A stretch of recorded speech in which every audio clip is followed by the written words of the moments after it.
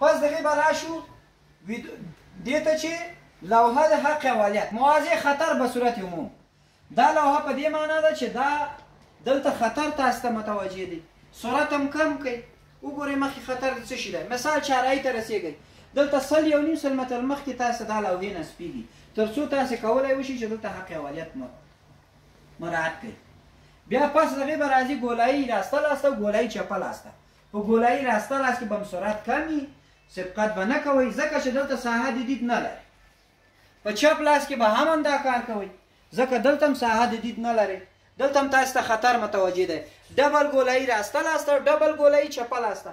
ډبل ګولایي راسته لاسته په دې معنی چې موږ تاسو یو ګولایي تیر شو، دا دومي ګولایي لري. اولینی ګولایي چې په کم سرعت کې پاس کړه، سرعت هم کم او سبقت هم ونه کړو، په دویم ګولایي کې باید دا کار وکړو. او ډبل ګولایي چپه لاسته هم په دې معنی چې اوله ګولایي تیر شو، دا دویمه ګولایي لري. اوله ګولایي کې چې سبقت ونه کړو، سرعت هم کم، په دویمه ګولایي کې هم باید همدا کار وکړئ. پوه شو ان شاء الله ټول پوه شوئ. خدای دې وکړي چې یو څه مې زده کړي وي. الله توفیق.